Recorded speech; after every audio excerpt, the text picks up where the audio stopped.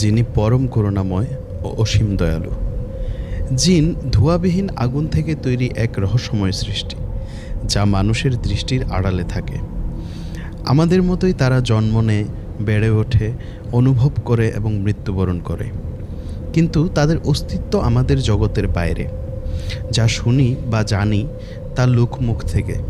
কিন্তু কেমন হয় যদি একজন জিন থেকেই তাদের দুনিয়া সম্পর্কে জানতে পারি? হ্যাঁ, মিশরীয় সাংবাদিক মোহাম্মদ ঈসা দাউদ দাবি করেছিলেন যে তিনি একজন জিনের সাক্ষাৎকার নিয়েছিলেন এবং পরে তার হিউর সাহাফি নামক বইয়ে অভিজ্ঞতাটি নথিভুক্ত করেছিলেন, যা পরবর্তীকালে ইন্দোনেশিয়ান এবং মালয় ভাষায় ড্যানগান জিন মুসলিম হিসেবে অনুবাদ করা হয়েছিল। তবে জিনের বিবৃত সব কিছু যে একদম শতভাগ সত্য হিসেবে বিশ্বাস করা যাবে তা কিন্তু নয়। কিছু বিবৃতি কুরআন এবং হাদিসের সাথে একত্রিত হয়, কথোপকথনের কয়েকটি দিককে বিশ্বাসযোগ্যতা দেয়। তবে যেহেতু এই বিষয়টি আমাদের চোখের সীমানার বাহিরে, তাই সাক্ষাৎকারের সম্পূর্ণ সত্যতা মানব যাচাইয়ের বাইরে থেকে যায়। সাক্ষাৎকার দিয়ে শুরু করা যাক।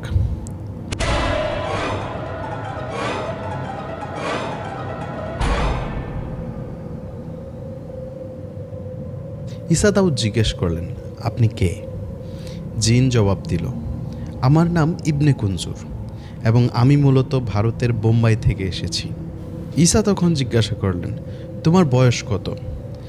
জিন তখন কিছুক্ষণের জন্য চুপ হয়ে গেল এবং মনে হচ্ছিল যেন ঈসার দিকে তাকিয়ে তার ইন্টেনশন বোঝার চেষ্টা করছে। ঈসা তখন আবার ওনার বয়স জিজ্ঞাসা করল। জিন জবাব দিল, শপথ করুন যে আপনি আমাকে কোনো ক্ষতি করবেন না। ঈসা তখন আল্লাহর নামে শপথ করে বললেন, উনার কোনো ক্ষতি করার ইচ্ছা তার নেই। জিন আশ্বস্ত হয়ে বলল, আমি এখনও তরুণ। আমার বয়স মানুষের বছরের তুলনায় প্রায় 15 বা 17 বছর বয়সী কিশোরের মতো। ঈসা স্পষ্ট করে বললেন, না, তা নয়, আমি বোঝাতে চাইছি জিন বছরের হিসেবে আপনার বয়স কত? তখন ইবনে কুনজুর বলেছিলেন, আমার বয়স 180 বছর, যা জিনের জগতের তুলনায় একটি অল্প বয়স হিসেবে বিবেচিত হয়। ঈসা জিজ্ঞাসা করলেন, আপনার বাবা এখনও বেঁচে আছেন? জিন জবাব দিলেন, না, তিনি তার এবং তার সহচরদের সাথে জড়িত ক্ষমতা নিয়ে এক লড়াইয়ে মারা গিয়েছিলেন। আমার বাবার নাম হুদ ছিল। তার বয়স 950 বছর। আকাশে কথোপকথন শোনার চেষ্টা করার সময় আমার দাদা মারা যান। তিনি আগুনের ঝলকানিতে আঘাত পেয়েছিলেন এবং প্রায় 1000 বছর বয়সে মারা যান। ইবনে কুনজুর তখন অল্পক্ষণের জন্য চুপ করে আবার বলতে শুরু করলেন, জিনকে প্রকৃতপক্ষে দীর্ঘ জীবনকাল দেওয়া হয়েছে।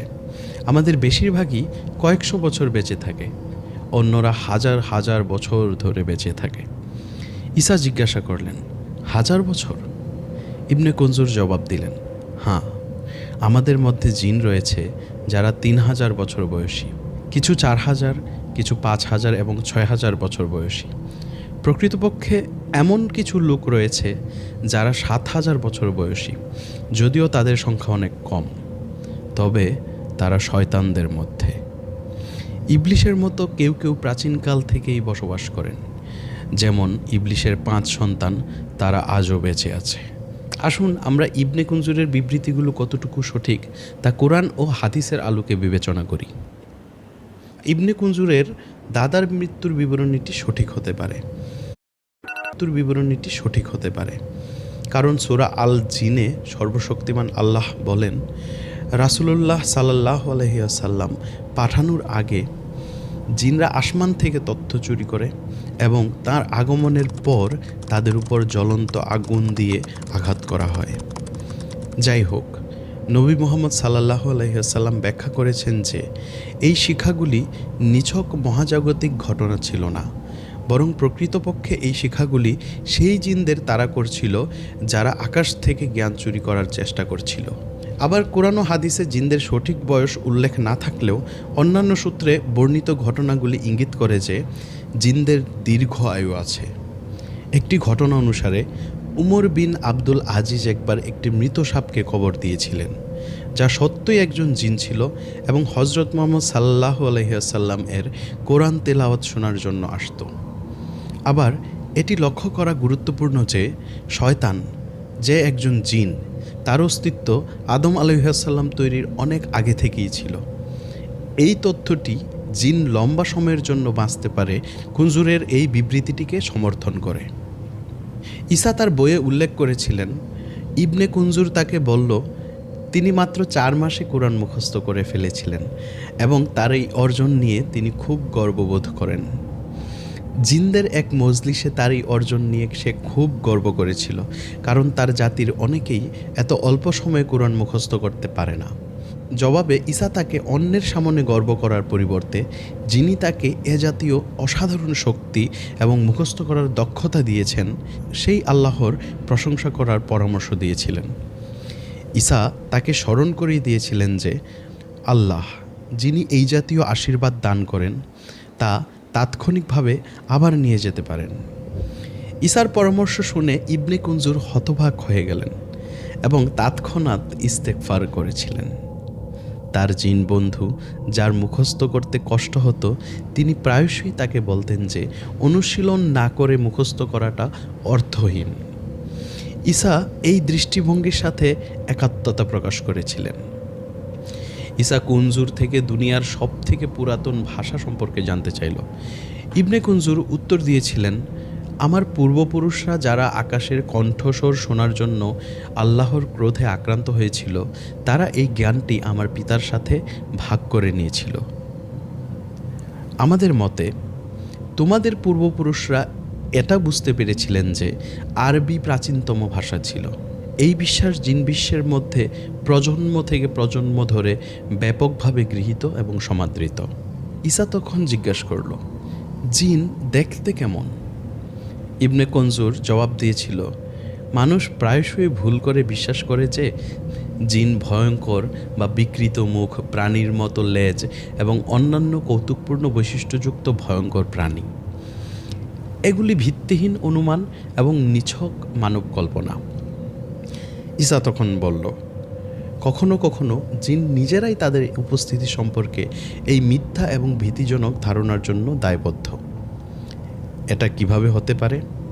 ইবনে কুনজুর জিজ্ঞাসা করলেন। ঈসা ব্যাখ্যা করেছিলেন, এমন শয়তান রয়েছে যারা ইচ্ছাকৃতভাবে মানুষকে ভয় দেখানোর জন্য বা কিছু খারাপ উদ্দেশ্য অর্জনের জন্য ভীতিজনক এবং মন্দরূপ ধারণ করে। ইবনে কুনজুর একমত হয়ে বলল, এটি সত্য হতে পারে, তবে মানুষ আমাদের সম্পর্কে তাদের উপলব্ধিগুলো অত্যাধিক অতিরঞ্জিত করেছে, যার বেশিরভাগই মিথ্যা ছাড়া আর কিছুই নয়।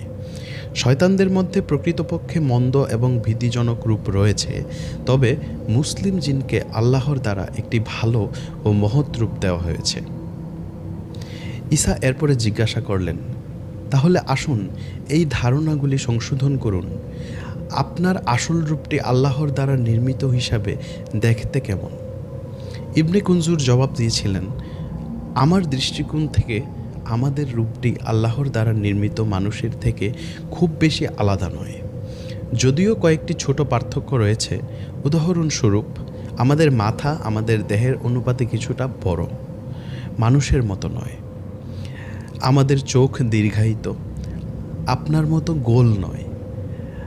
আমাদের মধ্যে কারো কারো চোখ রয়েছে যা উপরের দিকে নির্দেশ করে, অন্যদের এমন চোখ রয়েছে যা কিছুটা তির্যক, চীনা বা জাপানি মানুষের মতো। একটি গুরুত্বপূর্ণ পার্থক্য হলো আমাদের চোখ মানুষের চোখের মতো সরু নয়, এগুলি সাধারণত বড় এবং চওড়া, হরিণের চোখের মতো, কিন্তু অনেকখানি দীর্ঘায়িত। ঈসা বলেন, আমি সবসময় শুনেছি আপনাদের চোখ সব সময় লাল থাকে, এটা কি সত্যি? ইবনে কুনজুর জবাব দিলেন, সব সময় নয়। আমাদের চোখ মানুষের চোখের মতো বিভিন্ন সময় বিভিন্ন রঙে আসে। আমাদের মানুষের মতো কালো, হলুদ এবং গাঢ় বাদামি চোখ আছে। যাই হোক, আমাদের চোখের কালোটা আপনাদের থেকে একটু আলাদা, বেশিরভাগই সাদা একটা আবরণ বা সাদা ছায়া আছে এমন। আমাদের চোখ সব সময় লাল থাকে, এই বিশ্বাসটি অনেকের চোখ থেকে নির্গত সূক্ষ্ম রশ্মি থেকে উদ্ভূত হতে পারে, যা লাল হয়ে থাকে। তবে যারা তাদের দিকে তাকায় তাদের কাছে এটা ভীতিজনক হওয়ার মতো নয়। তিনি আরও বললেন, আসলে এর একটি নির্দিষ্ট সৌন্দর্য আছে। আমাদের কান ঘোড়ার কানের মতো, বিশেষ করে তাদের সূক্ষ্ম যে একটা আকার আছে ওরকম। আমাদের কারো কারো কানের আকৃতি বিড়ালের কানের মতো। মানুষ যদি ঘনিষ্ঠভাবে পর্যবেক্ষণ করে তারা দেখতে পাবে যে বিড়ালের কান আসলে ঘোড়ার কানের মতোই।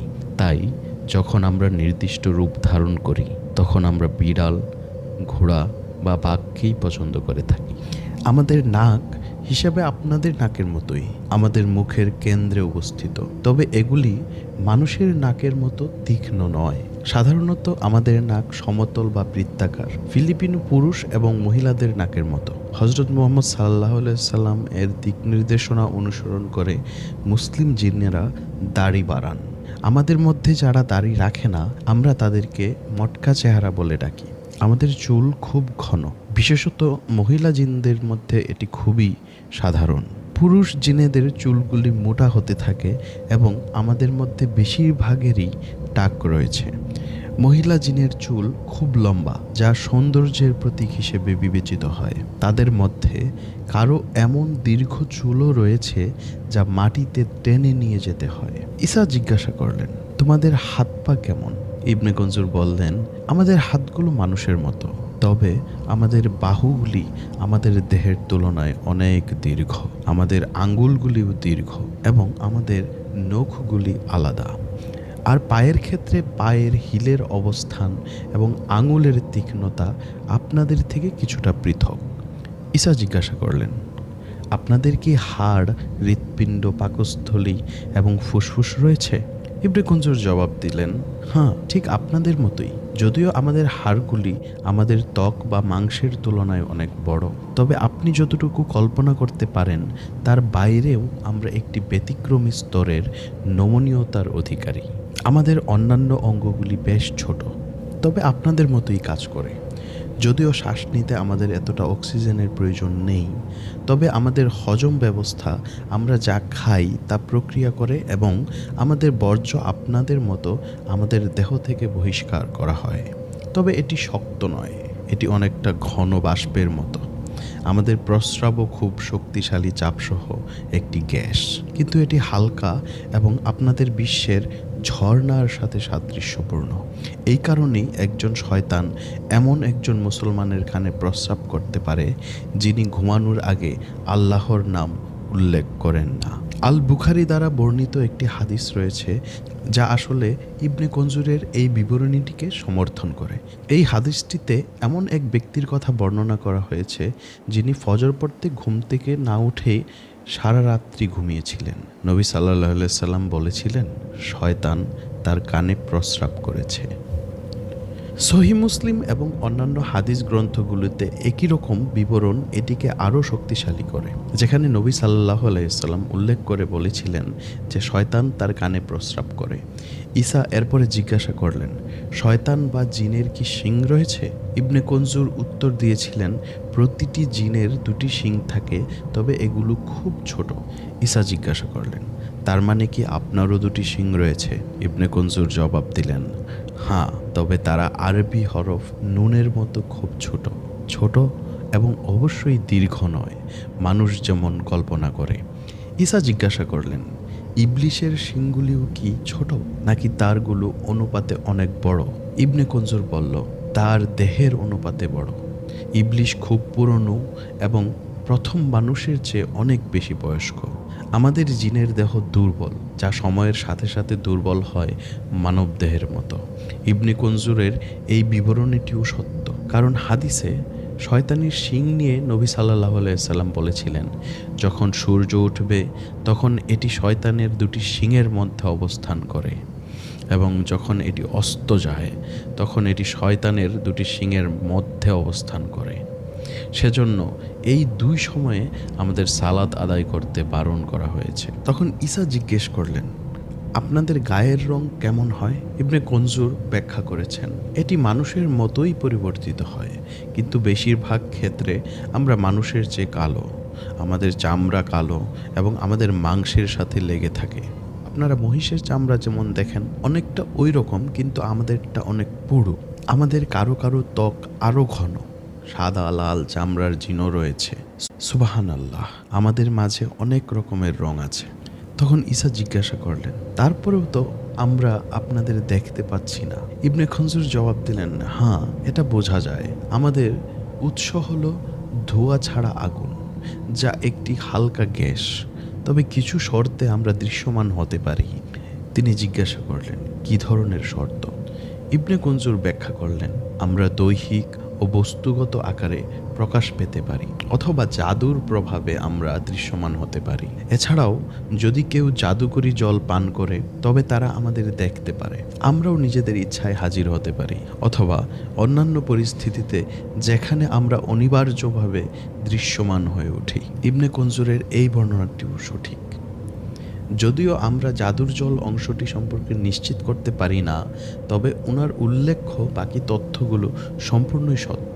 জিন মানুষের আকৃতি সহ বিভিন্ন আকারে রূপান্তরিত করার ক্ষমতা রাখে এবং কুকুর, বিড়াল, ঘোড়া, গাধা এবং সাপের মতো প্রাণীর রূপও ধারণ করতে পারে, এবং যখন তারা করে আমরা তখন তাদের দেখতে পারি। তাদের এই ক্ষমতা আমি এই সিরিজের পরবর্তী পর্বে বিস্তারিতভাবে ব্যাখ্যা করব। আমরা অনেকেই ধরে নিতে পারি যে ইবলিশ সমস্ত জিনের পূর্বপুরুষ, যেমন আদম আলাইহিসসালাম মানুষের পূর্বপুরুষ। বিষয়টি স্পষ্ট করার জন্য ঈসা দাউদ ইবনে খনজুরকে জিজ্ঞেস করেছিলেন, আদম যেমন মানুষের পূর্বপুরুষ, সেভাবে কি ইবলিশও সব জিনের পূর্বপুরুষ? ইবনে খনজুর দ্রুত জবাব দিল, না না, ইবলিশ জিনের বংশধর, কিন্তু জিনের পূর্বপুরুষ নয়। ঈসা কৌতূহলবশত হয়ে জিজ্ঞাসা করলেন, তাহলে জিনের পূর্বপুরুষ কে? ইবনে খনজুর প্রতিক্রিয়া জানিয়েছিলেন, যতদূর আমি জানি এবং আল্লাহ সবচেয়ে ভালো জানেন, তার নাম জন। তখন ঈসা জিজ্ঞাসা করলেন, তাহলে ইবলিশ কে?